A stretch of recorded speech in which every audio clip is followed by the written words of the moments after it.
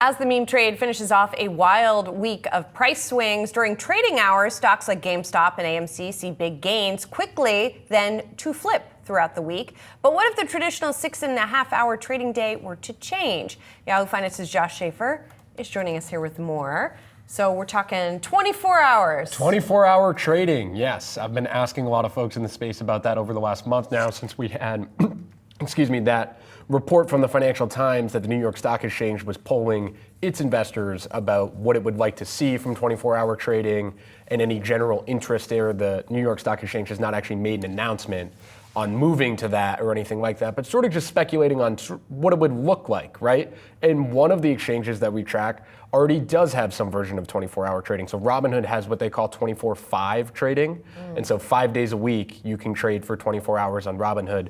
Getting back to the meme stock part of this, earlier this week on Monday, they said 12% of their action on GameStop came actually before the open. So in that 24-hour session.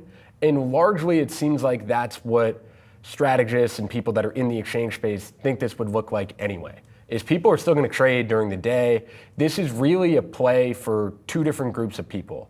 One would be international investors. We have seen the companies, specifically in the S&P 500, the big companies we talk about all the time, a large portion of their revenue is now out of the US. And so people that live outside of the US want to invest in those companies. The exchanges see an opportunity to essentially appease that demand and be open during those hours.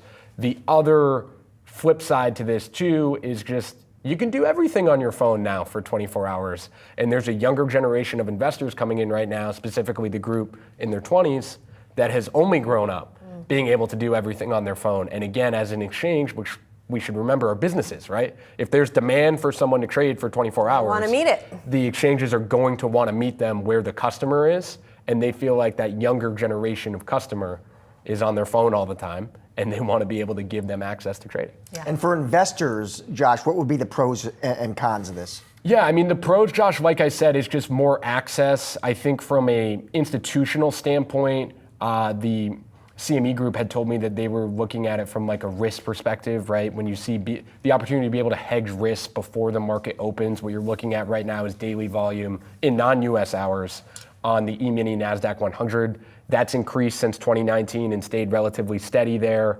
That's been an interesting development. People, as news happens overnight, being able to react to it.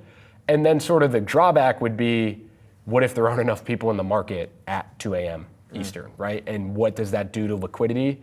It seemed like some of the strategists I talked to thought that that won't be that big of an issue, but I think it a little bit remains to be seen because we haven't really gotten there yet of if we open this all the way up and you can trade at 1 a.m. Eastern, what is it going to look like? The fear would be if there's low volume, then there's not going to be the people to come in to buy the stock, right? When you look to sell it at a certain price, right now that spread when you have high volume is pretty narrow.